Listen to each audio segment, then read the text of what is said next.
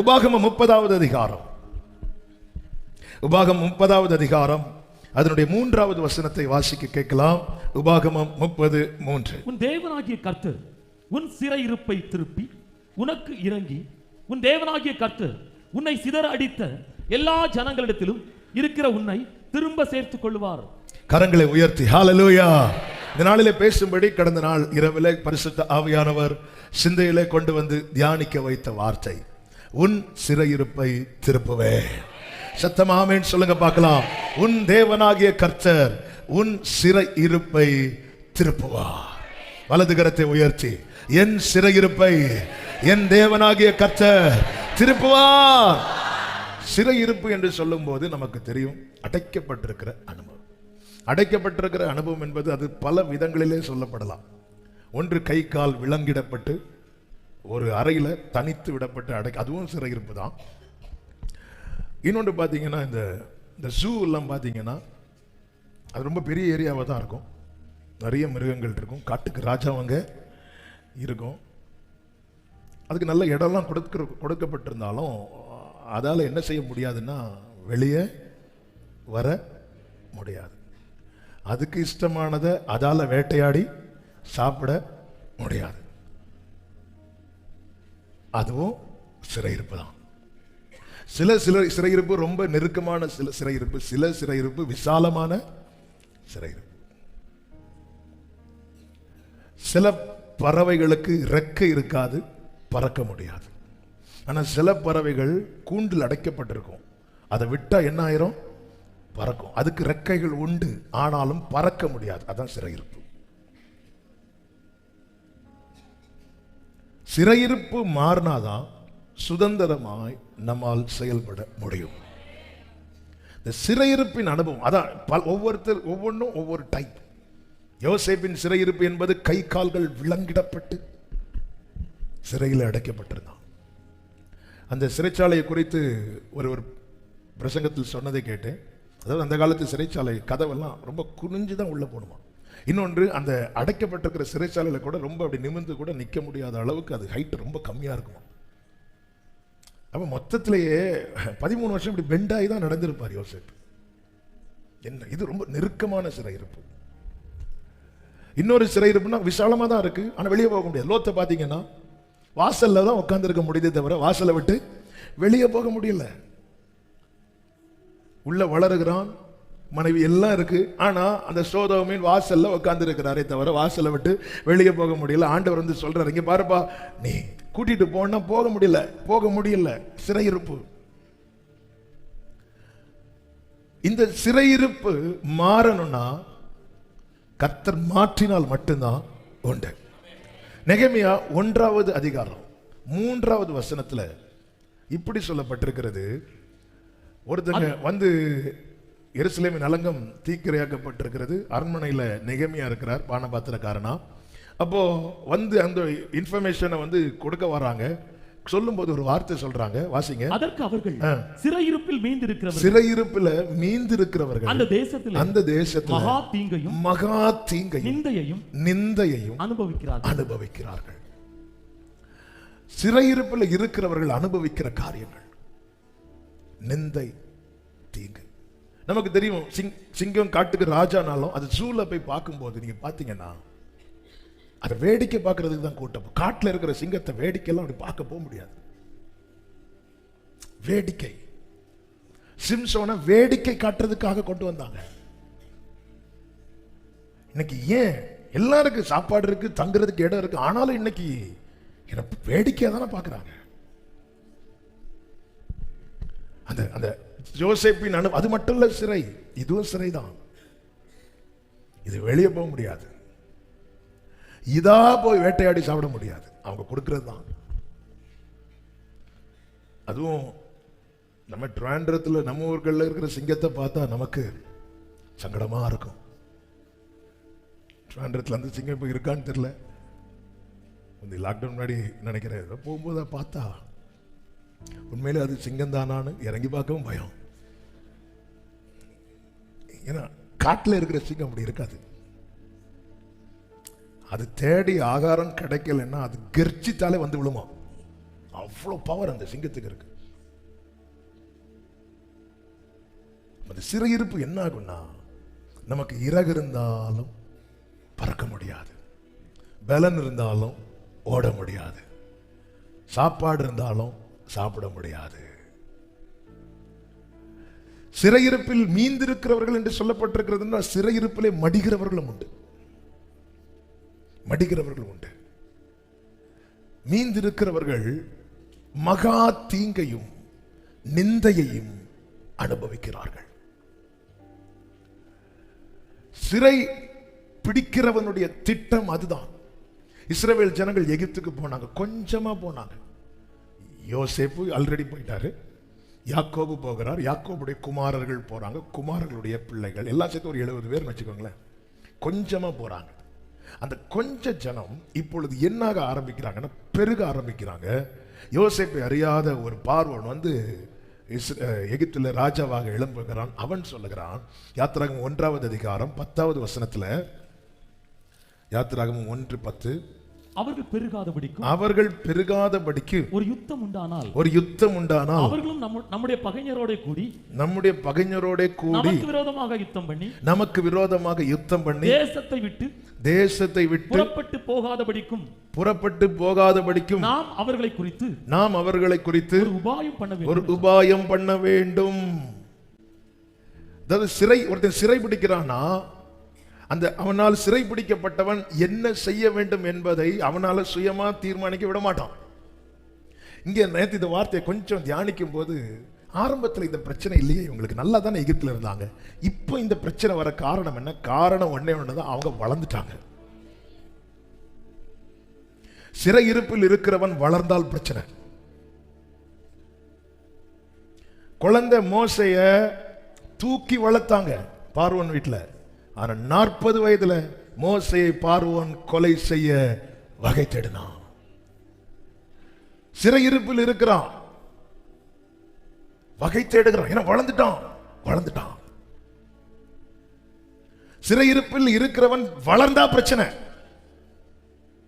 யாக்கோபு ஒண்ணு இல்லாம லாபான் வீட்டுக்கு வந்தான், தூக்கி வச்சு கொண்டாடினாங்க.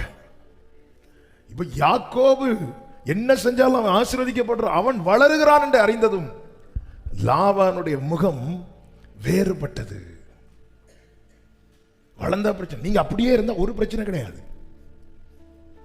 உங்களை சிலர் பிடிச்சு வச்சிருக்கிறாங்கல்ல, அது உங்க குடும்பத்தில் இருக்கலாம், அது யாரா, நீங்க அப்படியே இருந்தா அதே கஷ்டத்திலே இருந்துட்டு இருந்தா ஒரு பிரச்சனை கிடையாது. உங்க வாழ்க்கையில சில ஓபன் ஆகும் போது, வளரும் போது பிரச்சனை. இஸ்ரவேல் ஜனங்களுக்கு விரோதமா இப்படி ஒரு பிளான் பண்ண காரணம் என்ன? வளர்ந்துட்டாங்க. அவன் வளர்ந்துடக்கூடாது. அவன் இங்க இருந்து அவன் போயிட்டானா அவன் சுதந்திரவாளி ஆயிடுவான். இங்க இருந்தா நம்ம கண்ட்ரோல்ல நான் கொடுக்கறதான் சாப்பிடணும், நான் கொடுக்கறதான் உடுத்தணும். இன்னைக்கு பட்டினி போட்டா பட்டினி. ஆனா இவங்க வெளியே போயிட்டாங்க, அப்படி இல்லை. சிறை இருப்பு, சிறை பிடிக்கிறவன் தெரியுமா, அவன் இப்படிதான் செயல்படுவான். ஆனா இவங்க பெருகினதுக்கு காரணம் என்ன? ஆதியாகமம் 13வது அதிகாரம் 14 முதல் 17 வரை உள்ள வசனங்களிலே, லோத் ஆபிரகாமை விட்டு பிரிந்த பின்பு கர்த்தர் ஆபிரகாமை நோக்கி, உன் கண்களை ஏறெடுத்து நீ இருக்கிற இடத்திலிருந்து வடக்கையும் தெற்கையும் கிழக்கையும் மேற்கையும். God's plan என்ன? ஒரு ஏரியால அல்ல, எல்லா ஏரியாவிலையும். அடுத்து சொல்லுகிறார் ஆண்டவர், நீ பார்க்கிற இந்த பூமி முழுவதையும் நான் உனக்கும் உன் சந்ததிக்கும் என்றைக்கும் இருக்கும்படி கொடுத்து. நல்லா புரிஞ்சுக்கோங்க, உங்களை சத்துரு சிறை பிடிக்க காரணம் என்ன தெரியுமா? கர்த்தர் கொடுத்ததை நீங்க அனுபவிச்சிடக்கூடாது சொல்லிட்டு அடுத்து சொல்லுகிறார் 16வது வசனத்துல, சந்ததியை பூமியின் தூளை போல பெருக பண்ணுவேன். ஒருவன் பூமியின் தூளை எண்ண கூடுமானால் சந்ததியும் எண்ணப்படும்.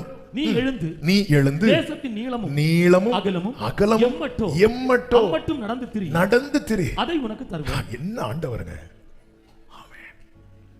இப்படி ஆபிரகாம்ட்ட சொல்லிட்டார். இனி யாக்கோப்ட்ட என்ன சொல்லுகிறார்? ஆதியாகமம் 28:14, ஆதியாகமம் 28வது அதிகாரம் அதனுடைய 14, பூமியின் தூளை போல் இருக்கும். அடுத்த வார்த்தை, நீ மேற்கையும் கிழக்கையும் வடக்கையும். இது யார்கிட்ட சொன்னது ஆண்டவர்? இது யார்கிட்ட சொன்னது? ஃபர்ஸ்ட் ஆபிரகாம்கிட்ட என்ன சொன்னார்? பாருங்கிறார். தலைமுறைட்ட என்ன சொல்லுகிறார்? பரம்பு வாங்குகிறார். ஆபிரகாம் போயிட்டான், திட்டத்தை மாத்து, அடுத்து போடு, அப்படி செய்கிறவர் அல்ல. நான் நினைத்திருக்கிறபடியே நடக்கும், நான் நிர்ணயித்தபடியே நிலை நிற்கும் என்று ஆணையிட்டு கர்த்தர் சொல்லி இருக்கிறார். ஆபிரகாம்கிட்ட பாருங்கிறார், தலைமுறைட்ட சொல்றார் நீ பரம்பு வா என்று. அதே போல இவர்கள் பெருக ஆரம்பிக்கிறாங்க. அப்போ பிசாசானவன் திட்டம் போடுகிறான், இவங்களை சிறைபிடிக்கணும், இவங்களை விட்டுறக்கூடாது, விட்டுறக்கூடாது. பிரியமான கர்த்தருடைய பிள்ளைகளே, ஆமென். பிரச்சனை உங்களை ரொம்ப நெருக்குதுன்னு புரிஞ்சுக்கோங்க, நீங்க வளர்ந்துட்டு இருக்கிறீங்கன்னு அர்த்தம். ஆமென் சொல்லுங்க பார்க்கலாம். நீங்க வளர்ந்துட்டு இருக்கிறீங்கன்னு அர்த்தம். ஆமென் ஹல்லேலூயா. பக்கத்துல பார்த்து சொல்லுங்க, நீங்க வளர்றீங்க சிஸ்டர். சகோதரர்கள் பிரதர்னு சொல்லுங்க, நான் சொல்றது மாதிரியே சொல்லுவீங்களா? பிரதர், நீங்க வளர்றீங்க பிரதர். ஆமென். ஆண்டவருடைய கண்ட்ரோல்ல இருந்து வளர்றதுக்கும் சிறையிருப்புல இருந்து வளர்றதுக்கும் உள்ள வித்தியாசம் என்னன்னா, ஆண்டவருடைய கண்ட்ரோல்ல இருந்து நம்ம வளர்றோம்னா அவருக்கு தெரியும். உடனே அவர் என்ன செய்கிறார்? உபாகம் 32 சொல்லப்பட்டிருக்கிறது, கழுகு தன் கூட்டை கலைத்து தன் குஞ்சுகளின் மேல் அசைவாடி தன் செட்டைகளை விரித்து. ஆமென். 32:11 கழுகு தன் கூட்டை கலைத்து தன் குஞ்சுகளின் மேல் அசைவாடி தன் செட்டைகளை விரித்து அவைகளை எடுத்து தன் செட்டைகளின் மேல் சுமந்து கொண்டு. எங்க போகிறதுன்னா கீழே படிச்சீங்கன்னா தெரியும், உயர்ந்த இடம். ஆண்டவருக்கு கீழே இருந்து வளர்றதுக்கும் சிறையிருப்பில் இருந்து வளர்றதுக்குள்ள வித்தியாசம் என்னன்னா, ஆண்டவர் கீழே இருந்து வளர்ந்தால் அவர் பெருகுவதற்கான எல்லையை கர்த்தர் விரிவாக்குவார். ஆனா சிறையிருப்பில் இருந்து ஒருவன் வளர்ந்தால் சத்துரு ஒடுக்கதான் பார்ப்பான். இதுவரைக்கும் இல்லாத பிரச்சனை உங்க வாழ்க்கையில இப்போ திடீர்னு திடீர்னு திடீர்னு. ஆமென் ஆமென். நீங்க வளர்றீங்க, நீங்க வளர்றீங்க. ஆனா ஒரு நற்செய்தி என்ன தெரியுமா? சத்துரு ஒடுக்குவதற்கு முன்னாடியே நீ இப்படி ஆவாயின்னு கர்த்தர் ஏற்கனவே ஏற்கனவே ஏற்கனவே எழுதி வைத்திருக்கிறார். எழுதுனதுதான் நடக்கும், நடக்க போகிறது. கர்த்தர் என் சிறையிருப்பை திருப்புவார் நம்புறவங்க. ஹல்லேலூயா. எதிரி பல திட்டம் போடுறான், இதுதான் இங்கேதான் நமக்கு இடிக்குது. ஆமென். நான் வளர்ந்ததுதான் சிலருக்கு பிரச்சனை. நான் வளர்ந்தது முகம் மாறிட்டு, நான் அன்னைக்கு மாதிரி வெறும் கோளுங்கையா இந்த வீட்டில் இருப்பேன்னா, பாபா லேயால கட்டிக்கோ ஜாக்கில, நீ அப்படியே இருக்கணும். என்ன ஆனா வளர்ந்துட்டான் இவன். என்ன அவன் ஃபர்ஸ்ட் முகம் மாறுபடல, ஃபர்ஸ்ட் தந்திரம் பண்றாங்க. அது உன் மேல கிடக்கிற வாக்குத்தத்தை நீ வளர்ந்துதான் அவன் எங்க எங்க எங்க தூக்கி போட்டாலும் நீ வளரதான் செய்வேன். ஆமென் ஆமென் ஆமென். என் மேல வாக்குத்தத்தை இருக்கிறது வரைக்கும் நான் வளர்ந்துட்டு தான் இருப்பேன். ஆமென் சொல்லுங்க பார்க்கலாம். வளர்ந்தது முகம் மாறிட்டு. அப்போ யாக்கோபு கடைசி வரை அதே கோலும் தடியுமா தான் இருக்கணும், இதே கொஞ்சம் ஜனமா தான் இருக்கணும். இவங்க பெருகிட்டாங்க பெருகிட்டாங்க, அதுதான் பிடிக்கல. யோசேப்பு அப்பா கிட்ட சும்மா இருக்கிறது வரைக்கும் பிரச்சனை இல்லை, சொப்பனை சொன்னதான் பிரச்சனை. அவன் வளர்ந்துட்டான். சொப்பனத்துல என்ன சொல்றான்? அண்ணா நான் உங்களை விட என்னுடைய அரிக்கட்டு வந்து மேல, அவ்வளவுதான் போ.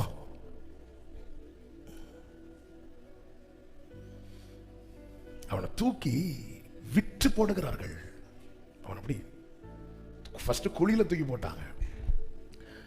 வாக்குத்தத்தம் உள்ளவன் குழியில கிடந்தாலும் விலை உண்டு. அவனுக்கு ஒரு விலை வச்சாங்களா இல்லையா? ஹல்லேலூயா. அவன் குழியில கிடந்து என்னங்க பண்ண முடியும்? ஒன்றும் பண்ண முடியலனாலும் வாக்குத்தத்தம் இருந்தா உனக்கு ஒரு விலை உண்டு, உனக்கு ஒரு விலை உண்டு. ஆமென் சொல்லுங்க பார்க்கலாம். பிடிக்க அவன் அப்படியே இருந்து ஒரு பிரச்சனை இல்லாம அவனுக்கு கொஞ்சம் காஸ்ட்லியான ட்ரெஸ் போட்டுட்டான், அவ்வளவுதான். கொஞ்சம் நல்ல அதே கிழிஞ்ச சட்டையை போட்டுட்டு இருந்தா பிரச்சனை இல்லை. சகோதரர்கள் கொண்டு வந்து கொடுக்கறத சாப்பிட்டுட்டு அமைதியா இருந்தா பிரச்சனை இல்லை. கொஞ்சம் காஸ்ட்லியான ட்ரெஸ், அதுவும் அவன் சம்பாதிச்சுவாங்க, அப்பா கொடுத்தது. பிடிக்கலையே சட்டைய, நீ யாராவது ரூபனே சிமியோனே லேவியே யூதாவே அது நீங்க யாராவது போட்டா கூட பிரச்சனை இல்லை. எனக்கும் வேண்டாம் உனக்கும் வேண்டாம்.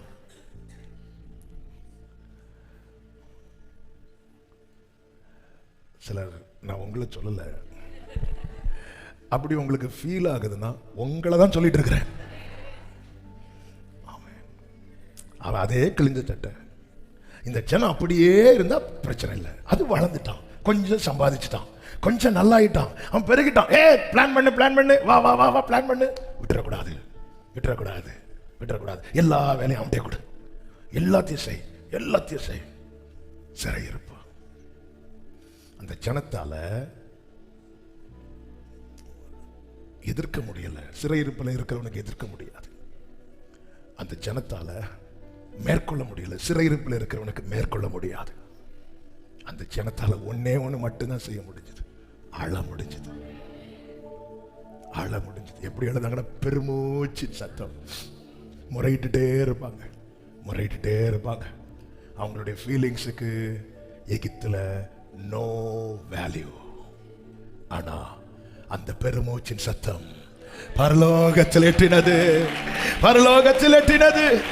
நல்ல கைகளை தட்டி, என்னுடைய உணர்வுகளுக்கு இங்கே மதிப்பில்லாமல் இருக்கலாம், ஆனால் என் மேல வாக்குத்தத்தத்தை வைத்திருக்கிறவர் சமூகத்திலே என் உணர்வுகளுக்கு மதிப்பு உண்டு, என் உணர்வுகளுக்கு மதிப்பு உண்டு. ஏசாயா 51வது அதிகாரம் 14வது வசனத்திலே சிறைப்பட்டு போனவன் தீவிரமாய் விடுதலையாவா. எல்லாரும் இந்த வார்த்தையை சொல்லுங்க, தீவிரமாய், தீவிரமாய். அடுத்த வார்த்தை, அவன் கிடங்கிலே சாவதும் இல்லை. அவனுடைய அப்பம் குறைவுபடும். சத்துரு சிறை பிடிக்கிறது எதுக்கு தெரியுமா? இப்படியே இருந்துட்டு இப்படியே செத்துறணும். ஆமென். யோவானுடைய சிறை இருப்புதான் பத்மு தீவு. ஆனால் அங்கே வந்து அவனுக்கு கர்த்தர் கொடுத்த நம்பிக்கை என்ன? செத்தவனை போல விழுந்து கிடந்த அந்த யோவானை தட்டி எழுப்பி, பயப்படாதே, நான் முந்தினவரும் பிந்தினவருமா இருக்கிறேன், மரித்தேன், ஆனாலும் இதோ சதா காலங்களிலும் உயிரோடு இருக்கிறேன்னு சொல்லிட்டு அப்படி கையை காண்பித்து கொடுக்கிறார். அந்த கையில தான் மரணத்தின் திறவுகோலும் பாதாளத்தின் திறவுகோலும் இருக்கிறது. அதன் அர்த்தம் என்ன? டொமிஷியன் ஒன்னு இங்க தூக்கி போட்டுட்டான், ஆனா இங்க கடந்து நீ சாகணுமா வேண்டாமா என்பதை தீர்மானிக்கிறது டொமிஷியன் அல்ல, மரணத்தை ஜெயித்தவர், மரணத்தை ஜெயித்தவர்.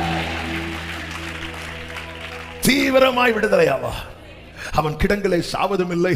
அவனுடைய அப்பம், சிறைப்பட்டவன் விடுதலை ஆகிறது வரைக்கும் அவன் வாழ்க்கையில என்ன குறைவு குறைவு குறைவு குறைவு குறைவு குறைவு. ஏன் இந்த குறைவு? வேலை பார்க்கிறாங்க இஸ்ரவேல் ஜனங்கள், வைக்கோல் குறைவு, எல்லாமே குறைவு. அதாவது அதனாலதான் போய் கேட்கல, போய் பிரச்சனை போய் ராஜா கிட்ட முறையிடல. முறையிட்டாங்களே இருக்கிறத கட் பண்ணுவாங்க. சில அதிகாரத்தில் இருக்கிறவங்களை பார்த்துருக்கீங்களா? கீழே இருக்கிறவங்க கொஞ்சம் சேலரி கூட்டி தரக்கூடாதுன்னா இருக்கிறத கட் பண்ணுவாங்க. இந்த மாதம் உனக்கு போனஸ் கட்டு, அதனால எதுக்கு வம்பு? அடுத்த வசனத்தில் சொல்லப்பட்டிருக்கிறது 15வது வசனத்தில் இந்த வார்த்தை கவனிங்க. சிறையிருப்பிலிருந்து கர்த்தரால் வெளியே கொண்டு வர முடியுமா என்கிற கேள்வியோடு, நான் இருக்கிற சிறையிருப்பிலிருந்து வெளியே கொண்டு வர முடியுமா என்கிற கேள்வியோடு இருக்கிற ஒவ்வொருவருக்கும் இந்த வார்த்தையை சொல்லுகிறேன். உன் தேவனாகிய கர்த்தர் நானே என்கிறார். அடுத்த வார்த்தை, அலைகள் கொந்தளிக்கத்தக்கதா சமுத்திரத்தை குலுக்குகிற. கைகளை உயர்த்தி ஆமென் சொல்லுங்க பார்க்கலாம். அவர் சமுத்திரத்தை என்ன செய்வாரா? குலுக்குறதுல அலையே வெளியே வருது. நாம் இருக்கிற சிறையிருப்பு அவருடைய கரத்துக்கு எம்மாத்திரம், எம்மாத்திரம். சிறைப்பட்டு போனவன் தீவிரமாய் ஆமென் சொல்லுங்க பார்க்கலாம். எரேமியா 30:3 சொல்லப்பட்டிருக்கிறது, இதோ நாட்கள் வரும் என்று சொல்லுகிறார், அப்பொழுது நான் இஸ்ரவேலும் யூதாவுமாகிய ஜனத்தினுடைய சிறையிருப்பை திருப்பி நான் அவர்கள் பிதா. சிறையிருப்பை திருப்புறது எப்போ திருப்பணும்னு கர்த்தர் ஒரு நாளை குறிச்சு வச்சிருக்கிறார். கடந்த நாளில் ஒரு வீட்டில் ஜெபிக்கும் போது ஒரு தாயார் சொன்ன வார்த்தை அது என்ன ரொம்ப பாரப்படுத்தினது. ஆண்டவர் இந்த வாக்குத்தத்தங்களை தந்திருக்கிறார், ஒருவேளை நான் பார்க்கலனாலும் என் பிள்ளைங்களாவது அதை பார்ப்பாங்கன்னு நான் நம்புறேன் அப்படின்னு சொன்னாங்க. அந்த வார்த்தை வந்து எனக்கு உள்ள சிலர் சொல்ற காரியத்தை அப்படி கேட்டுட்டு இருப்போம், ஆனால் சில வார்த்தைகள் அப்படி உள்ள உழந்துரும். அப்போ அதுக்காக ஆண்டவர் ஜெபிக்க வைப்பார். அப்போதான் இந்த நாட்கள் வரும்னு சொல்லிட்டு இன்னொரு வார்த்தை ஆவியானவர் காண்பித்து கொடுத்தார். செப்பனியா 3வது அதிகாரம் அதனுடைய 20வது வசனத்தில், அக்காலத்தில் உங்களை கூட்டிக் கொண்டு வருவேன், அக்காலத்தில் உங்களை சேர்த்துக் கொள்வேன், உங்கள் கண் காண நான் உங்கள் சிறையிருப்பை திருப்புவேன். எத்தனை பேர் இந்த வார்த்தையை நம்புறீங்க? ஆமா, எனக்கு அநேகர் இப்படித்தான், ஒருவேளை என் காலம் போச்சு அது என் பிள்ளைங்களாவது. ஆமா, நேற்று இந்த வார்த்தையை தியானிக்கும் போது இருதயத்தில் அப்படியே ஒரு ஸ்பார்க், அப்படி ஒரு தீப்பொறி எரிய ஆரம்பிச்சது. இப்படிப்பட்ட வேதனையோடு யார் இதை கேட்டுக்கொண்டிருந்தாலும் இயேசுவின் நாமத்தில் கர்த்தரால் கூடாத காரியம் ஒன்றுமில்லை. உங்கள் கண் காண கர்த்தர் இந்த சிறையிருப்பை திருப்புவா. நம்புறவங்க மாத்திரம் நல்ல கைகளை சட்டி ஆமென் என்று சொல்லி கொஞ்சம் ஆர்ப்பரிப்போடு சொல்லி தேவனை துதிக்கப்படுங்க. என் கண் காண என் சிறையிருப்பை திருப்புவா, என் கண் காண என் சிறையிருப்பை திருப்புவா, என் கண் காண. Glory, glory, glory, glory, glory. உங்கள் கண் காண, உங்கள் கண், ஏதோ நாட்கள் வரும் உங்கள் கண் காண. அதனாலதான் சிறையிருப்பில் மீந்திருக்கிறவர்கள் சிறையிருப்புல மீந்திருக்கிறேன். உங்கள் கண் காண. கர்த்தர் எவ்வளவு நல்லவர். நம்முடைய இருதயத்தின் பாரத்தை அறிகிறவர். ஒருத்தங்க என்ன சொன்னாங்க, ஆனா நிறைய பேர் இப்படி நினைச்சிட்டு இருப்பீங்க. ஆண்டவர் நேற்று இரவு இந்த வார்த்தையை உங்கள் கண் காண. செப்பனியா 3 நிறைய ஆண்டவர் வாசிக்க வச்சாங்க. ஆனா இந்த வார்த்தையை வந்து அதில் பிடிச்சி நிறுத்திட்டாங்க. இந்த 2 வசனம் ஏதோ நாட்கள் வரும் உங்கள் கண் காண. அப்ப அந்த நாட்களை நம்முடைய காலத்துல தான் வச்சிருக்கிறார். அந்த நாட்களை நம்முடைய காலத்தில் தான் வச்சிருக்கிறார். ஹல்லேலூயா, ஹல்லேலூயா. நீங்க யாத்திராகமம் 1வது அதிகாரத்துல 2வது அதிகாரத்தில் நீங்க பார்த்தீங்கன்னா, சிறை இருப்பு புதிய பார்வோன் ஜனத்தை சிறைபிடிக்கிறான். ஜனங்கள் மடிந்தார்கள் என்று சொல்லப்படவில்லை. 2வது அதிகாரம் 23வது வசனத்தில் சில காலம் சென்ற பின்பு எகிப்தின் ராஜா மரித்தான். கைகளை உயர்த்தி ஆமென் சொல்லுங்க. சிறை பிடிச்சான் தெரியுமா, ஒட்டுக்கணும் தெரியுமா, அவன் தான் மடிந்தான்.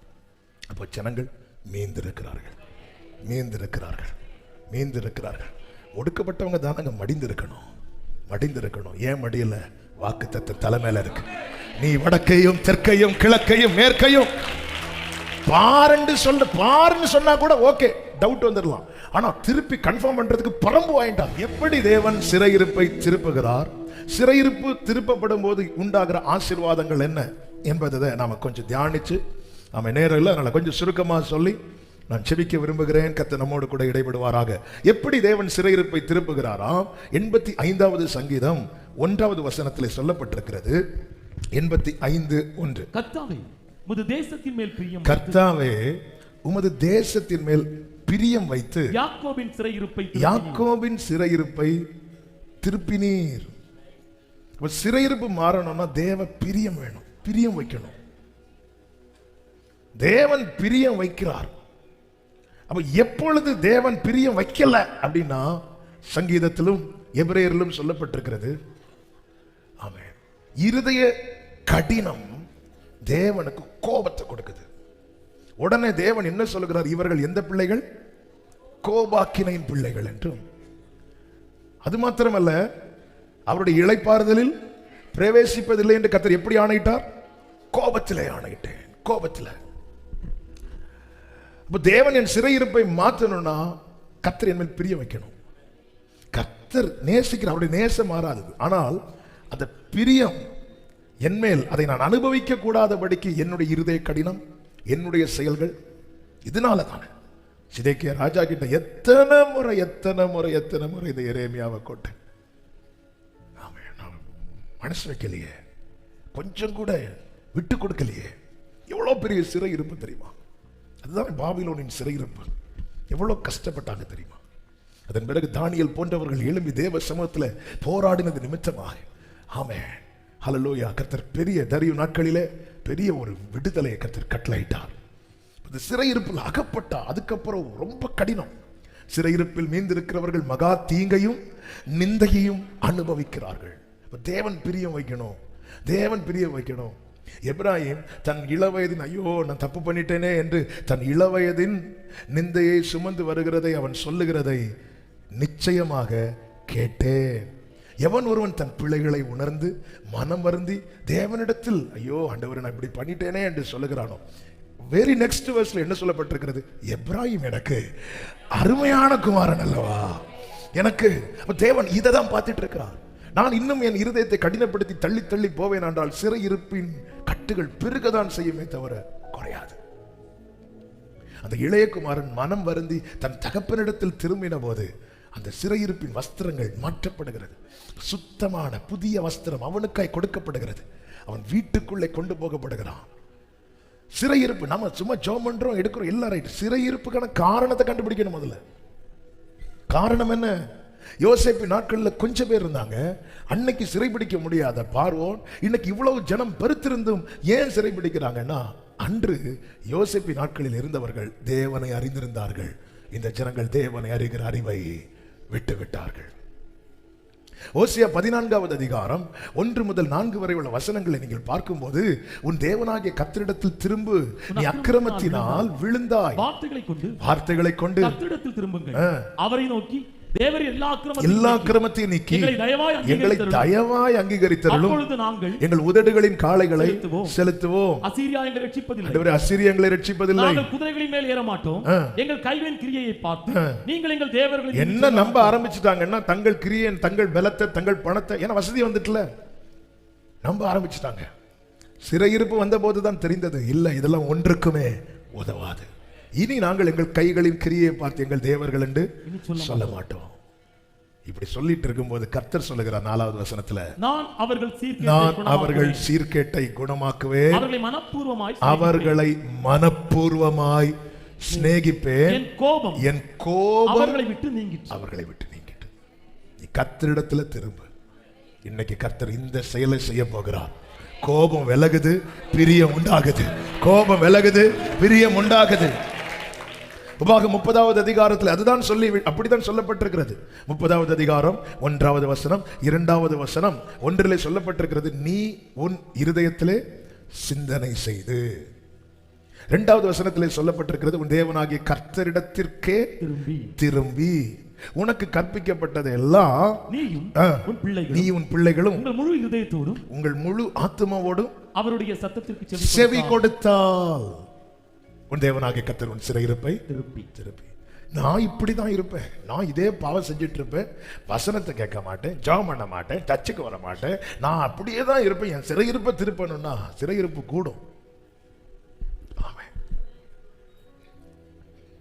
சரி, நான் அகப்பட்டுட்டேன்.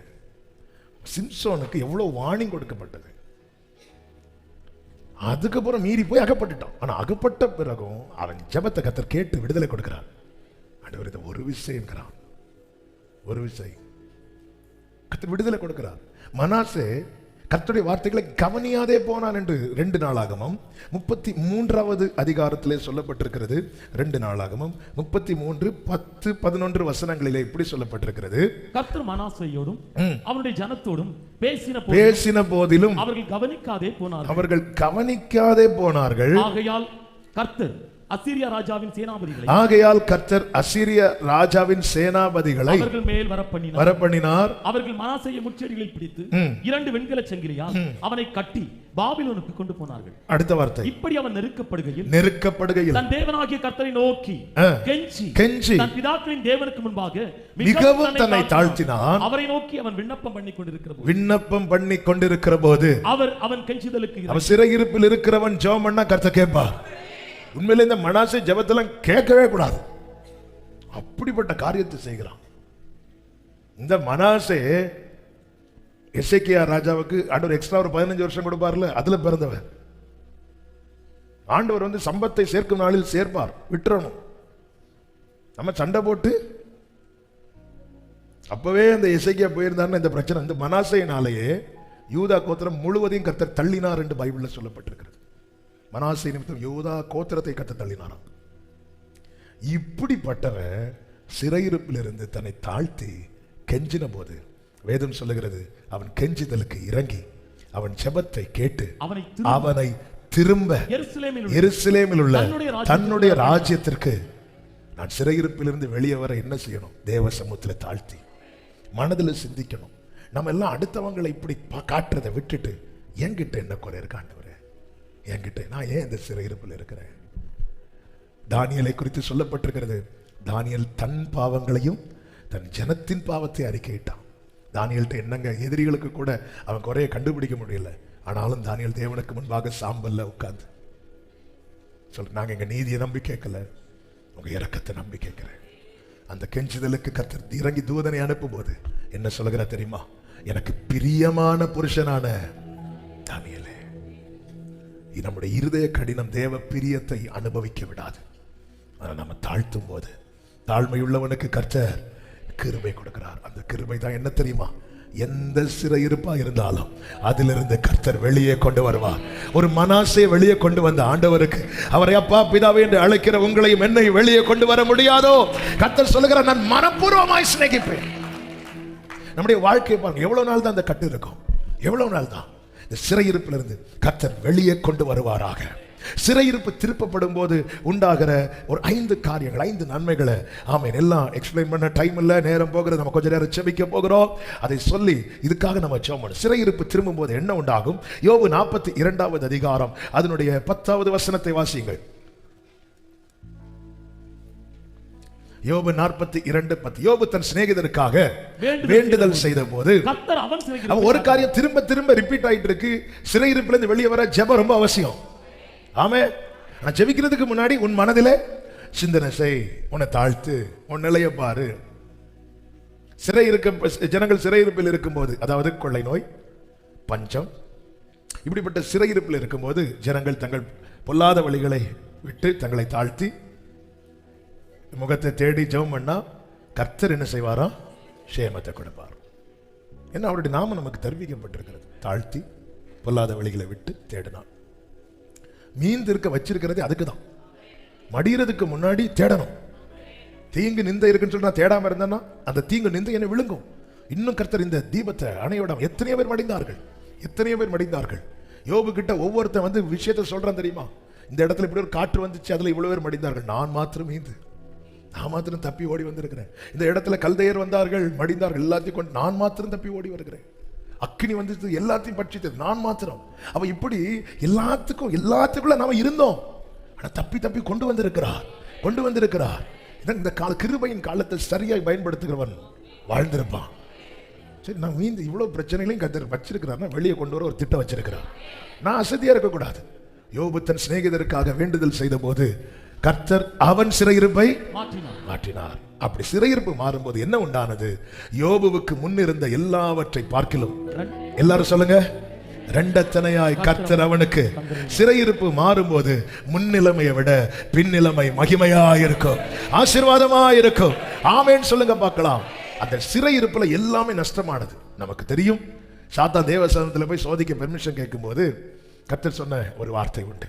யோபு 1வது அதிகாரம் 12வது வசனம், 2வது அதிகாரம் 6வது வசனம். கர்த்தர் சாத்தானை நோக்கி, 1:12 கர்த்தர் சாத்தானை நோக்கி, இதோ அவனுக்கு உண்டானவை எல்லாம் உன் கையில் இருக்கிறது. இப்போ யார் அவனை சிறைபிடிக்கிறார்? சாத்தான். ஏன்னா அவனுக்கு உண்டானவை எல்லாம் உன் கையில் இருக்கிறது. 2வது அதிகாரம் அதனுடைய 6வது வசனத்துல, அப்பொழுது கர்த்தர் சாத்தானை நோக்கி, அவன் உன் கையில் இருக்கிறான். அதனாலதான் வெல்த்லயும் கை வச்சான், ஹெல்த்லயும் கை வச்சான். ஆனா வெல்த் ஹெல்த்தும் கம்ப்ளீட்டா டவுன் ஆன ஒருத்தனுடைய முன்னிலைமையை பார்க்கலும் பின்னிலைமையை 2 மடங்கா ஆசீர்வதிக்க கூடியவர் இன்னும் உயிரோடு இருக்கிறார். அதை தான் யோபு சொல்லுகிறார், என் மீட்பர் உயிரோடு இருக்கிறார். ஆமென். நம்முடைய சிறையிருப்பு திரும்பும் போது இப்ப யோபுக்கு என்ன மட்டும்தான் இருக்குன்னா ஜீவன் மட்டும்தான் இருக்கு. அதுதான் யோபு சொல்லுகிறார், நீர் எனக்கு ஜீவனை தந்ததும் இல்லாமல் தைரியம் காட்டு, உம்முடைய பராமரிப்பு என் ஆவியை காப்பாற்றினது. அதாவது அணையாம காத்துட்டு இருக்கிறார். பராமரித்தவள் சொல்றாய், நீங்க வாழ்ந்து ஒரு பிரயோஜனம் இல்லை, தேவனை தூஷித்து நீங்க வாழ்ந்து ஒரு பிரயோஜனம் இல்லைன்னு இல்லை. ஆனா மனசுல இருந்திருக்கும். ஏன்னா உங்களை பராமரிச்சு ஒரு பிரயோஜனம். சில சொல்லுவாங்க தெரியும், ரொம்ப சீரியஸா இருக்கும்போது வந்து இப்படி இங்க பாருங்க, உங்களுக்கு ட்ரீட்மெண்ட் காசு தான் போயிட்டே இருக்கு, அந்த வெண்டிலேட்டர் எடுத்துட்டா ஆளு அவுட்டு, பார்த்து எடுத்து செய்யுங்க. என்ன பார்த்து எடுத்து செய்ய? இதுதான் ஒரு பெரிய ஒரு சோதனை. சில வயசானவங்க, அதாவது 80-90 வயசுலாம் வாழ்ந்துருப்பாங்க. சிலர் வந்து பாஸ்டர் தேவ சித்தம் நிறைவேற, என்ன தேவ சித்தம் கரெக்டா அவங்க சொல்லும் போதே தெரியும். கடைசி இப்படி இருந்தவன் தான் யோபு. அந்த யோபுவினுடைய முன்னிலைமையை பார்க்கலாம், பின்னிலைமை இதை செய்கிறவர் இன்னைக்கு உயிரோடு இருக்கிறார். சிறையிருப்பு மாறினா என்னுடைய முன்னிலைமையை விட என் பின்னிலைமை ஆசீர்வாதமாக இருக்கும். உபாகமம் 30:3 தானே படிச்சோம். அந்த 3வது வசனத்துல உன் சிறையிருப்பை மாற்றுவேன் என்கிறார். 4-5 வாசிங்க. உன்னுடையவர்கள் வானத்தின் கடையான திசை மட்டும் துரத்துண்டிருந்தாலும், அதாவது சிறையிருப்பினுடைய மேக்சிமம் எங்க அடைக்கப்பட்டிருந்தாலும் எந்த சூழ்நிலையில் இருந்தாலும் உன் தேவனாகிய கர்த்தர் அங்கே இருக்கிற உன்னை கூட்டி அங்கே இருந்து உன்னை கொண்டு வந்து உன் பிதாக்கள் சுதந்தரித்திருந்த தேசத்தை நீ சுதந்தரிக்கும்படி தேவனாகிய கர்த்தர் அதில் உன்னை சேர்த்து உனக்கு நன்மை செய்து உன் பிதாக்களை பார்க்கலாம் சிறையிருப்பிலிருந்து திருப்பப்பட்டவன முன்னிலைமை பார்க்கலாம் பிதாக்களை பார்க்கலாம் அதிகமாய், அதாவது வாய்ப்பே இல்லை, இனி வாய்ப்பே இல்லை என்கிற நிலையில் இருந்தா கூட கர்த்தரால் வெளியே கொண்டு வர முடியும். சங்கீதம் 71 என்ன சொல்லப்பட்டிருக்கிறது? அநேக இக்கட்டுகளையும் ஆபத்துகளையும் காணும்படி செய்த என்னை நீர் திரும்ப உயிர்ப்பித்து பாதாளத்திலிருந்து என்னை ஏறி வர பண்ணி, அடுத்த வசனம், என் மேன்மையை பெருக பண்ணி என்னை மறுபடியும் தேற்றுவேன். அப்போ ஆண்டவரே, யோபு ஜெபம் என்ன? அந்த முந்தின சீர் இப்பொழுது இருந்திருந்தால் சிறையிருப்பு மட்டும் மாறட்டும், முந்தின சீரை பார்க்கலாம் நற்சீர் உண்டாக செய்வார். சிறையிருப்பு மாறும்போது பின்னிலைமை மிகவும் ஆசீர்வாதமா இருக்கும். சிறையிருப்பு மாறும்போது ஆமே ஹல்லேலூயா, நஷ்டப்பட்டது திரும்ப கிடைக்கும். யாத்திராகமம் 5 நமக்கு தெரியும், வேலை செய்யறாங்க ஆனா வைக்கோல் எல்லாம் பிடிச்சு வைக்கிறாங்க. இன்னும் சொல்லணும்னா பிரயாசத்துக்கு பலனை பார்க்கல, உழைக்கிறாங்க பலன் இல்லை, உழைக்கிறாங்க பலன் இல்லை. ஆனா கர்த்தர் ஏற்கனவே மோசையை கொண்டு சொன்னார், உங்களை நான் வெளியே கொண்டு வரும்போது வெறுமையா வெளியே கொண்டு வர மாட்டேன். இஸ்ரவேலர்கள் எகிப்திலிருந்து புறப்படும் போது நடந்தது என்ன தெரியுமா? 12வது அதிகாரம் அதனுடைய 35, 36 வசனங்களை நீங்க பாத்தீங்கன்னா ஒவ்வொருத்தட்ட போய் கேட்கிறாங்க. மோசே சொல்லி இருந்தபடி இஸ்ரவேல் ஜனங்கள் எகிப்தியரிடத்தில் வெள்ளி உடைமைகளையும் பொன்னுடைமைகளையும் வஸ்திரங்களையும் கேட்டார்கள். கர்த்தர் ஜனங்களுக்கு தயவு கிடைக்கும்படி செய்ததினால் கேட்டதை அவர்களுக்கு கொடுத்தார். நல்ல கவனமா கேளுங்க. எகிப்திலிருந்து என்ன எப்படியாவது இந்த கம்பெனில இருந்து வெளியே விட்டா போதும். கர்த்தர் அந்த சிறையிருப்பை திருப்பும் போது அவங்க அத்தனை காலம் அங்கே வடித்த வியர்வையின் பலனை வாங்க வச்சுட்டு தான் வெளியே கொண்டு போகிறார். ஏசாயா 62வது அதிகாரம் 8வது வசனத்திலே சொல்லப்பட்ட வார்த்தை என்ன தெரியுமா? இனி நான் உன் தானியத்தை சத்துருக்களுக்கு, அடுத்த வார்த்தை வாசிங்கள், நல்ல கவனிங்க, உன் பிரயாசத்தினாலாகிய உன் திராட்சரசத்தை அந்நிய புத்திரர் குடிப்பதும் இல்லை என்று கர்த்தர் தமது வலதுகரத்தின் மேலும் தமது வல்லமை உள்ள புயத்தின் மேலும் அவன் நாம் பிரயாசப்பட்ட அந்த பலனை என்னால் அனுபவிக்க முடியலன்னு நான் சிறையிருப்பில் இருக்கிற அர்த்தம். எவ்வளோ உழைக்கிறாங்க. சிலர்லாம் ஃபோன் பண்ணும், 8 மாசம் ஆச்சு சேலரி போட்டு, ரொம்ப ஃபோர்ஸ் பண்ணி கேட்டா ஏதோ கொஞ்சம் போட்டு விடுவாங்க. புருஷன் வெளிநாட்டில் வேலைக்கு இருப்பாங்க, மனைவி பிள்ளைங்க இருப்பாங்க, கொஞ்சம் கூட யோசிக்க மாட்டேங்கிறாங்க. அதான் சொல்லல, சிறையிருப்பில் இருக்கிறவனுடைய ஃபீலிங்ஸுக்கு எகிப்தில் வேல்யூ கிடையாது. 10 மாசம் 8 மாசம் வேலை பார்த்துருப்பாங்க, வேண்டான போவாங்க. 8 மாசம் உழைப்புக்கு பலன் இருக்கு, அதை எப்படி வாங்காம போக முடியும்? அதனால ஒரு சகோதரர் பேசிட்டு இருக்கும்போது இப்படிதான், சரி அப்ப ஏன் நீங்க அங்க வேலை பார்க்குறீங்கன்னா அவங்க சொன்னாங்க, 2 வருஷம் சம்பளம் பாக்கி இருக்கு, அதுக்காக நான் கொஞ்சம் கிடைக்கும்னு நம்பி சகிச்சிட்டு இருக்கிறேன். இயேசுவின் நாமத்தில் இந்த சிறையிருப்பு மாறுவதாக. உன் உழைப்பின் பலனாகிய உன் பிரயாசத்தினாலாகிய உன் திராட்சரசத்தை அந்நிய புத்திரர் இனி குடிப்பது இல்லை என்று கர்த்தர் தமது வலது கரத்தின் மேலும் தமது வல்லமையுள்ள புயத்தின் மேலும் ஆணையிட்டார். இயேசுவின் நாமத்திலே ஜெபிக்கிறேன். பிரயாசத்தின் பலனை ஆண்டவரே இன்னும் கையில வாங்காம கஷ்டப்பட்டு கொண்டிருக்கிற ஒவ்வொருடைய வாழ்க்கையில் இருக்கிற சிறையிருப்பு மாறுவதாக, நஷ்டப்பட்டது திரும்ப கிடைப்பதாக. ஆமென். சிறையிருப்பு மாறும்போது உண்டாகிற அடுத்த ஆசீர்வாதம் 3வது எரேமியா 30வது அதிகாரம் அதனுடைய 10வது வசனத்தை வாசிக்க கேட்கலாம். ஆகையால் என் தாசனாகிய யாக்கோபே நீ பயப்படாதே, இஸ்ரவேலே கலங்காதே என்று கர்த்தர் சொல்லுகிறார். இதோ நான் உன்னை தூரத்திலும் உன் சந்ததியை தங்கள் சிறையிருப்பின் தேசத்திலும் இராதபடிக்கு ரட்சிப்பேன். யாக்கோபு திரும்பி வந்து அமர்ந்து சுகித்திருப்பான், அவனை தத்தளிக்க பண்ணுவார் இல்லை. சமாதானமான வாழ்க்கை. இன்னைக்கு ஏன் யாக்கோபு வீட்டை விட்டு வெளியே போனார்? இனி இருந்தா பிரச்சனை. அதுதான் யாக்கோபுடைய பேரே பைபிள் என்ன சொல்லுங்க? கூடாரவாசி. வீட்டிலே இருந்து பழகினவன், ஆனா வீட்டுல இனி இருந்தா பிரச்சனை. வீட்டுல பில்லோ இருக்கு, பெட் இருக்கு, கட்டில் இருக்கு, அங்க படுத்தா பிரச்சனைன்னு சொல்லிட்டு வனாந்திரத்துல ஒரு கல்லை வச்சு படுத்துட்டு இருக்கிறான். சமாதானத்தை இழந்துட்டான். வீட்டுல சிறையிருப்பு திருப்பி கர்த்தர் கொண்டு வரும்போது எங்க சமாதானமா வாழ முடியலையோ அங்க கர்த்தர் சமாதானமாய் வாழ வைப்பார். அதான் தாவீது வழியில சொல்றாரு, 43 சங்கீதம் 2வது வசனம் நினைக்கிறேன், சத்துருவினால் ஒடுக்கப்பட்டு நான் ஏன் துக்கத்துடனே தெரிய வேண்டும். ஆண்டவரே ஏன்பா நான் ஏன் துக்கத்தோடு தெரியணும்? நான் ஏன் துக்கத்தோடு? ஒரு இடத்துல என்னால நிம்மதியா இருக்க முடியுதா? காட்டுல இருந்து அங்க வரான், வனாந்திரத்துல இருந்து அங்க தேடி வரான், வீட்டுல இருக்க முடியல. தாவீதுடைய நிலைமையை பார்த்தீங்களா? வீட்டுல படுத்து தூங்குனா சவுல் கொன்றுவான்னு சொல்லிட்டு தாவீது இருக்கிறது மாதிரி அங்க இருக்கிற பில்லோலாம் வச்சு செட் பண்ணி மீகால் வச்சுட்டாங்க. தாவீது இறங்கி ஓடுறாரு. தாவீது அங்க உள்ள படுத்து தூங்கிட்டு இருக்கிறார். என்னைக்குப்பா இந்த சவுல் வீட்டுல நிம்மதியா படுத்து தூங்க விட்டான்? தாவீது இன்ஸ்ட்ருமெண்ட் மட்டும் வாசிச்சுட்டு இருந்தா பிரச்சனை இல்லை, அவன் யுத்தம் பண்ணி ஜெயிச்சுட்டான். பாத்தீங்களா? அதுதான் சிறை பிடிக்க நினைக்கிறான் தெரியுமா? அவனுக்கு அவனுடைய பிடியில் இருக்கிறவன் வளர்றதே பிடிக்காது. அப்படிப்பட்ட சவுலின் ஆவி, அந்த பொல்லாத ஆவி இந்த அனுபவத்தில் இருக்கிற எல்லாரும் விட்டு வெளியேறுவதாக இயேசுவின் நாமத்தில். தாவீதே, நீ கொஞ்சம் சகோதரர்களை பாருங்க, அவன் யுத்த காலத்தில் வந்து பிடிக்கல, நீ கொஞ்சம் ஆடமே, நீ அப்படி நீ கொஞ்சமா தான் இருக்கணும், நீ கொஞ்சமா தான் இருக்கணும். ஆமே, அது ஒரு பொல்லாத ஆவி.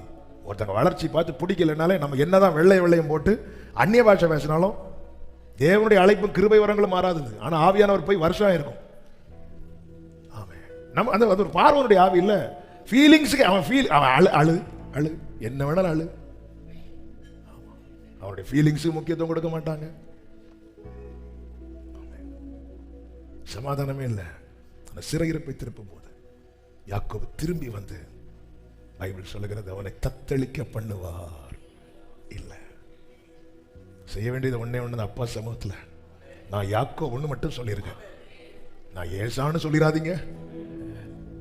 ஏமாத்தி ஈசாக்கிட்ட வாங்கிடலாம், அங்கிருந்து வாங்க முடியாது.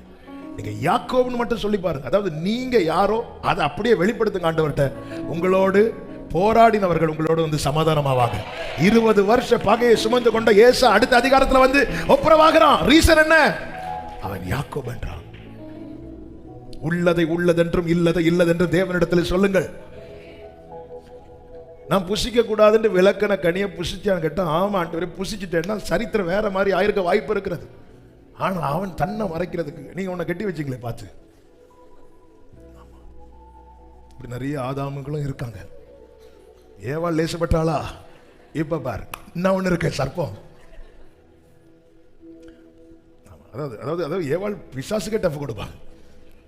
கடைசியில் என்ன மாட்டி விட பாரு. இல்ல ஆமாண்டவரே, நான் பறிச்சுட்டேன்ப்பா, நான் சாப்பிட்டுட்டேன்ப்பா. ஏய், உன் பேர் என்ன? நான் யாக்கோபு. நீ யாக்கோபுன்னு சொன்னா ஈசாக்கிட்ட வேல்யூ கிடையாது. உன் ஃபீலிங்ஸுக்கு எங்க வேல்யூ தெரியுமா? அங்க பைபிள் சொல்லுது, அங்கே அவனை ஆசீர்வதித்தார். அங்கெல்லாம் ஏசான்னு சொன்னா நல்ல, ஏன்னா ஏசாவை ஈசாக்கு ரொம்ப பிடிக்கும். சமாதானமான வாழ்க்கை. ஏசாயா 5 இருக்கிறது, சாரி யோபு 5 இருக்கிறது, உங்களுடைய கூடாரம் சமாதானத்தோடு இருக்க காண்பு. ஆமே, எத்தனை பேர் அதை விரும்புறீங்க? உங்க வீட்டில் சமாதானம், குடும்பமா பந்தியை சுற்றிலும் அவன் எல்லாம் சேர்ந்திருந்து மகிழ்ச்சியாய் சாப்பிடு. எத்தனை குடும்பங்கள் இது நஷ்டமாகி எத்தனை ஆண்டுகள் ஆயிருக்கிறது. புருஷ மனைவி பிள்ளைங்க எல்லாம் சேர்ந்திருந்து அவன் கஞ்சியா இருந்தாலும் சேர்ந்திருந்து சந்தோஷமா சாப்பிடுறது. அது எவ்வளவு அது பிளஸ்ஸிங். ஆமென். ஆண்டவரே, இதை தடை பண்ணுகிற சிறையிருப்பு இயேசுவின் நாமத்தில் விலகுவதாக விலகுவதாக விலகுவதாக விலகுவதாக. ஆமென். 2 வார்த்தையை சொல்லிட்டு ஜெபிக்கிற. சிறையிருப்பு மாறும்போது களிப்பின் சத்தம் உண்டாகும். எரேமியா 33:11. எரேமியா 33:11. இன்னும் களிப்பின் சத்தமும் மகிழ்ச்சியின் சத்தமும் மணவாளனின் சத்தமும் மணவாட்டியின் சத்தமும் சேனைகளின் கர்த்தரை துதியுங்கள், கர்த்தர் நல்லவர், அவர் கிருபை என்றும் உள்ளது என்று சொல்லுகிற சத்தமும் கர்த்தருடைய ஆலயத்துக்கு ஸ்தோத்திர பலிகளை கொண்டு வருகிறவர்களுடைய சத்தமும் கேட்கப்படும் என்று கர்த்தர் சொல்லுகிறார். அவர்கள் முன் இருந்தது போல இருக்கும்படி சிறையிருப்பை திருப்புவேன். இயேசுவின் நாமத்தில் இந்த நற்செய்தியை சொல்லுகிறேன். சிறையிருப்பு திருப்பப்படும் போது குடும்பத்தில் மகிழ்ச்சியின் சத்தம், திருமண தடைகள் மாறுமா, மணவாளனின் சத்தம் கேட்கும், மணவாட்டியின் சத்தம். அது மாத்திரமல்ல, கர்த்தரை துதியுங்கள், அவர் நல்லவர், அவர் கிருபை என்றும் உள்ளது என்று சொல்லுகிற சத்தம் உண்டாகும். கர்த்தருடைய ஆலயத்துக்கு ஸ்தோத்திர பலிகளை, நமக்கு தெரிஞ்ச வசனம் மட்டும் தான் வாயில வரும். ஆமென். கர்த்தருடைய ஆலயத்துக்கு ஸ்தோத்திர பலிகளை கொண்டு வருகிறவர்களின் சத்தமும்.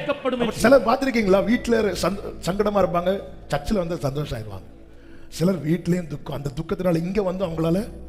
ஆனா சிறையிருப்பு மாறும்போது சர்ச்சில் எவ்வளவு ஹாப்பியா இருக்கிறாங்களோ அதே போல குடும்பத்துல எத்தனை பேர் அதை விரும்புறீங்க? எத்தனை பேர்? ஆண்டவரே, சிலருக்கு மீட்டிங் முடிஞ்சாலே வழி வந்துடும், ஐயோ முடிஞ்சிட்டான்னு. சிலருக்கு எப்படா முடியும் இருக்கும். சிலருக்கு சில பேர் முடிச்சுட்டு போதுக்கே மனசு இல்லாம வெளியூர்ல இருந்தெல்லாம் சிலர் வருவாங்க பாருங்க. அப்படி போகும்போதே நினைச்சு வாரம். சர்ச்சில் படிக்கிற ஒரு பிள்ளை ஹாஸ்டலில் நிற்கிறான். மாதத்துக்கு ஒரு வாட்டி வருவான். வரும்போது சிரிச்சுட்டு வருவான், போகும்போது ஜோமனை வந்து நிற்ப முகத்தை பார்த்தா 7 வருட கொடும் பஞ்ச மாதிரி அப்படி அவ்வளோ சங்கடம். ஆமாம். அப்போ வீட்லேயும் மகிழ்ச்சி. ஆமாம், கர்த்தரால் செய்ய முடியும். ஆமாம். ஒரு விஷயம் உங்கள் வலது கரத்தை ஆண்டவரே, இங்கே கொண்டு வந்து இங்கே எனக்கு கிடைக்கிற தேர்தல், இங்கே எனக்கு கிடைக்கிற ஆறுதல், இங்கே எனக்கு கிடைக்கிற சந்தோஷம் என்னை நீங்கள் வச்சிருக்கிற கூடாரத்தில் வேணும், என்னை நீங்க வச்சிருக்கிற இடத்துல வேணும் வேணும். கர்த்தர் சிறையிருப்பை திருப்பும் போது இப்படி நடக்கும் சகோதரா, இப்படி நடக்கும் சகோதரி, இயேசுவின் நாமத்திலே ஆமென் சொல்லுங்க பார்க்கலாம். ஒரு காரியத்தை சொல்லி செபிக்கிறேன். ஆமென். நமக்கு தெரியும், பாபிலோன் ராஜா இஸ்ரவேலரை யூதாவெல்லாம் சிறைபிடிக்கிறான். அப்பொழுது அங்கே இஸ்ரவேலின் ராஜாக்கள் மாறுகிறார்கள். யோயாக்கின் ராஜாவா எழும்புகிறான். அப்பொழுது பாபிலோனில் ஏவில் மெரோதாக் என்கிறவன் ராஜஸ்தானத்தில் இருக்கிறான். அவன் என்ன செய்கிறான் என்றால், எரேமியா 52வது அதிகாரம் நானே வாசிக்கிறேன், நேரம் இல்லாதனால 31 முதல் 34 வரை உள்ள வசனங்களை நீங்க பார்த்தீங்கன்னா, சிறையிலிருந்து அவனை வெளிப்பட பண்ணி அவன் தலையை உயர்த்தி அவனோடு அன்பாய் பேசி அவனுக்கு நல்ல ஸ்தானத்தை கொடுத்து சிறையிருப்பின் வஸ்திரத்தை அவனை விட்டு ஆமென் மாற்றி ராஜ சமூகத்திலே தினமும் போஜனம் பண்ணும்படி செய்தான். சிறையிருப்பு மாறும்போது ராஜ மேன்மை கிடைக்கும். அடுத்த வசனத்துல அந்த 34 வாசிங்க. அவன் உயிரோடு இருந்த நாளெல்லாம் அவனுடைய மரண நாள் பரியந்தம் அவனுடைய செலவுக்காக பாபிலோன் ராஜாவினால் கட்டளையான அனுதின திட்டத்தின் அனுதினமும் அவனுக்கு கொடுக்கப்பட்டு வந்தது. ஒரு ராஜா தன் சிறையிருப்பில் இருக்கிற ஒருவனை வெளியே கொண்டு வந்து அவன் உயிரோடு இருக்கிற நாளெல்லாம் அவனுக்கு வேண்டியது கொடுக்க வந்தது என்று சொல்லும் போது, ஒரு நிலையில்லாத ஸ்தானத்தில் இருக்கிறவனுக்கு, தன் கீழ் இருக்கிறவனுக்கு இவ்வளவு செய்ய முடியுமானால், நிலையான ஸ்தானத்தில் இருக்கிறவனுக்கு சிறையிருப்பிலிருந்து வெளியே வந்த ராஜ மேன்மை கிடைக்கும். அந்த ராஜ மேன்மையின் அடையாளத்தில் ஒன்று என்ன தெரியுமா? கடைசி வர வேண்டியது கிடைச்சிட்டே இருக்கும், மரண நாள் பரியந்தம். அதாவது அவனுக்கு எவ்வளவு, அவன் எப்போடா ரிட்டையர் ஆகிறான், அன்னையோட அவனுக்கு பென்ஷனை கட் பண்ணி எல்லாம் கட் பண்ணு அப்படி இல்லை. ராஜ கட்டளை என்பது அவனுடைய மரண நாள் பரியந்தம், அவனுடைய கடைசி வர கொடுக்கப்படும். அது மாத்திரமல்ல, ராஜ சமூகத்தில் அவனுக்கு டெய்லி அப்பம் புசிக்கிற பாக்கியம். சிறையிருப்பு மாறும்போது, மொர்தெகாயின் சிறையிருப்பு மாறின போது அவனுக்கு கொடுக்கப்பட்டது ராஜ மேன்மை. ஆமோனால சிறையிருப்பு, அந்த ஆமோன் கண்ணுக்கு முன்னாடியே ராஜமேன்மை. பிரியமான கர்த்தருடைய பிள்ளைகளை, நம்ம செய்ய வேண்டியது ஒன்னே ஒண்ணுதான், தேவ சமூகத்தில் நம்மை தாழ்த்தி. அப்போ இதுல எந்தெந்த காரியங்கள் உங்க வாழ்க்கையில கட்டாக இருக்கு அல்லது ஸ்டாப் ஆகிருக்கிறது? பின்னிலைமை மோசமா போயிட்டு இருக்கா முன்னிலைமை விட? அல்லது உழைப்பின் பலன் வேற யாரோ சாப்பிட்டுட்டு இருக்கிறாங்களா? அல்லது வீட்டுக்குள்ள சமாதானமா இருக்க முடியலையா? வீட்டுல மகிழ்ச்சியின் சத்தம் நஷ்டப்பட்டு விட்டதா? அல்லது கிடைக்க வேண்டியதெல்லாம் இன்னும் நான் சிறுமைப்படுத்திக் கொண்டு தானே இருக்கிறேன். இந்த சிறையிருப்பின் வஸ்திரம் எப்பொழுது மாறும்? கர்த்தர் சொல்லுகிற வார்த்தை இதை மனதிலே வைத்து சிந்தித்து தேவனாகிய கர்த்தரிடத்துக்கே திரும்பி அவருக்கு செவி சாய்க்க உன்னை தாழ்த்துவாயானால், கர்த்தர் உன் சிறையிருப்பை திருப்புறது மாத்திரமல்ல, உன் பிதாக்களை பார்க்கலாம் உன்னை பெருகி இருக்க செய்வார். ஒரு 2-5 நிமிஷத்தில் நம்ம ஜெபம் பண்ணி முடிக்க போகிறோம். முடிந்தவர்கள் முழங்கார் படிட்டு அல்லது எழுந்து நின்று ஒரு 5 நிமிஷம் இதுல எந்த காரியத்தை நீங்க இழந்திருக்கிறீங்க, நஷ்டப்பட்டிருக்கிறீங்க, ஆண்டவரே இந்த சிறையிருப்பிலிருந்து கண்ணீரோடு ஆண்டவர் சமூகத்தில் தாழ்த்தி செபிக்கலாமா? என் நாமம் தரிக்கப்பட்ட என் ஜனங்கள் தங்களை தாழ்த்தி தங்கள் பொல்லாத வழிகளை விட்டு ஆண்டவரை பார்த்து சொல்லுவோமா? ஆண்டவரே ஆண்டவரே ஆண்டவரே, அப்பா இந்த காரியம், இந்த சிறையிருப்பை மாத்துங்க. என் முன்னிலைமையை பார்க்கல, முன்னாடி நல்லா இருந்தேன்ப்பா, பின்னிலைமை ரொம்ப மோசமா போயிட்டு இருக்குது. அப்படி யாராவது இருக்கிறீங்கன்னா ஆண்டவர்கிட்ட சொல்லி இந்த சிறையிருப்பை மாற்றுங்கப்பான்னு சொல்லுங்க. வீட்டுல சமாதானமா இருக்க முடியலையேப்பா, சமாதானமா இருக்க முடியலையே. அப்பா வாராருன்னு கேட்டாலே பிள்ளை போய் ஒளிஞ்சுக்குது, மனைவி போய் ஒளிஞ்சுக்கிறாங்க. எவ்வளோ ஒரு வேதனையான தத்தளிக்க பண்ணுவார் இல்லாம யாக்கோபு திரும்பி வந்து சுகமாய் அமர்ந்திருப்பான். அப்பா வீட்டுல சமாதானமா இருக்க முடியாத நிலையில காணப்படுகிற அந்த சிறையிருப்பை தயவாய் மாற்றுங்கப்பா. ஆண்டவரை கஷ்டப்பட்டு இரவு பகலா உழைச்சோம் ஆண்டவரை, அந்த பிரயாசத்தின் பலனை இன்னொருத்தர் அல்லவா சாப்பிட்டுட்டு இருக்கிறா, இன்னொரு ஆள் அல்லவா இனி உன் தானியத்தை சத்துருக்களுக்கு ஆகாரமாய் கொடேன் என்று உடைய வலது கரத்தின் மேல ஆணையிட்டீரே. என் பிரயாசத்தின் பலனை நான் காணும்படிக்கு என் சிறையிருப்பை திருப்புங்கப்பா, சிறையிருப்பை திருப்புங்கப்பா. ஆண்டவரே எவ்வளவு நாட்களா வீட்டுல ஆச்சுப்பா இந்த மகிழ்ச்சியின் சத்தம் கேட்டு, ஆமென். மணவாளனின் சத்தம், மணவாட்டியின் சத்தம். எவ்வளவோ பார்க்கிறோம், சில பெற்றோருடைய கண்ணீர் எவ்வளவோ பார்க்கிறோம், எவ்வளவோ பார்க்கிறோம், ஒண்ணுமே வாய்க்கப்பட மாட்டேங்குது. ஆண்டவரே, இந்த வேதனையோடு யார் இருந்தாலும் இயேசுவின் நாமத்தில் சிறையிருப்பு மாறட்ட ஆண்டவரே. சீக்கிரமாய் அந்தந்த குடும்பங்களிலே அந்த மணவாளனின் சத்தம், அந்த மணவாட்டியின் சத்தம் கேட்பதாக, கேட்பதாக, கேட்பதாக. கர்த்தாவே கிருபை செய்யும் ஆண்டவரே. நீர் சிறையிருப்பின் வஸ்திரத்தை மாற்றும் ராஜா அல்லவா? ஒரு பாபிலோன் ராஜாவே, யூதா ராஜா கிட்ட அன்பா பேசுவானா? நீர் அன்பின் உறைவிடம் அல்லவா? நீர் அன்பாவே இருக்கிறவர் அல்லவா? ரெண்டு கைகளை உயர்த்தி எங்களிடத்தில் இருக்கிற சிறையிருப்பின் வஸ்திரத்தை மாற்றுவீராக, மாற்றுவீராக, மாற்றுவீராக. இன்னும் எங்களிடத்தில் அந்த சிறையிருப்பின் வஸ்திரம் இருக்குமானால் தயவாய் மாற்றுவீராக, தயவாய் மாற்றி போடுவீராக, தயவாய் மாற்றி போடுவீராக. அப்படியே கைகளை உயர்த்தி வைக்கலாம். நான் ஜெபித்து முடிக்கிற நல்ல தகப்பனே, இரக்கமுள்ள பிதாவே, உன் சிறையிருப்பை மாற்றுவேன் என்று நீர் இந்த நாளில் எங்களோடு பேசி நம்முடைய தயவுக்காய் ஸ்தோத்திரம். எங்களை உடைய சமூகத்திலே தாழ்த்துகிறோம், அர்ப்பணிக்கிறோம். ஆண்டவரே, இன்னும் ஆண்டவரே, யார் யார் வாழ்க்கையில இந்த சிறையிருப்பின் அனுபவம் இருக்கிறதோ இயேசு கிறிஸ்துவின் நாமத்தில் இப்பொழுதே, இப்பொழுதே அது மாறுவதாக, மாறுவதாக. சிறையிருப்பு திருப்பப்படும் போது பின்னிலைமை ஆசீர்வாதமாக இருக்கும். அப்படியே அவர்கள் வாழ்க்கை ஆசீர்வாதமாக இருப்பதாக. சிறையிருப்பு மாறும்போது ஆண்டவர் உழைப்பின் பலனை காண முடியும். அப்படியே நம்முடைய பிள்ளைகள் காண்பார்களாக. சிறையிருப்பு திருப்பப்படும் போது கூடாரத்திலே சமாதானத்தோடு இருக்க முடியும். அப்படியே தத்தளிக்க பண்ணுவார் இல்லாமல் சுகமாய் தங்கியிருப்பார்களாக. சிறையிருப்பு திருப்பப்படும் போது மகிழ்ச்சியின் சத்தம் உண்டாகும். அப்படியே ஒவ்வொரு குடும்பங்களிலும் மகிழ்ச்சியின் சத்தம், மணவாளனின் சத்தம், மணவாட்டின் சத்தம். ஆலயத்தில் இருக்கும் போது எவ்வளவு ஹாப்பியா இருக்கிறாங்களோ அப்படி அவங்க குடும்பங்களில் இருப்பார்களாக, இருப்பார்களாக. சிறையிருப்பு திருப்பப்படும் போது ராஜ மேன்மை உண்டாகும். மேன்மைப்படுத்தும், மேன்மைப்படுத்தும். இந்த தேவன் என்றென்றைக்கும் உள்ள சதா காலமும் நம்முடைய தேவன். மரண பரியந்தம் நம்மை நடத்துவார். நல்ல கைகளை தட்டி ஆமென் என்று சொல்லு. நீர் அப்படியே செய்ய போகிற தயவுக்காய் ஸ்தோத்திரம். எல்லா மகிமைகனும் ஒருவருக்கே செலுத்துகிறோம். இரட்சகர் இயேசு கிறிஸ்துவின் நாமத்தில் பிதாவே, ஆமென். சேர்ந்து சத்தமாய் சொல்லுவோம். என் ஆத்துமாவே கர்த்தரை ஸ்தோத்திரி, முழுவதுமே அவருடைய பரிசுத்த நாமத்தை ஸ்தோத்திரி. என் ஆத்துமாவே கர்த்தரை ஸ்தோத்திரி, கர்த்தர் செய்த சகல உபகாரங்களை மறவாதே. ஆமென். ஹல்லேலூயா. God bless you.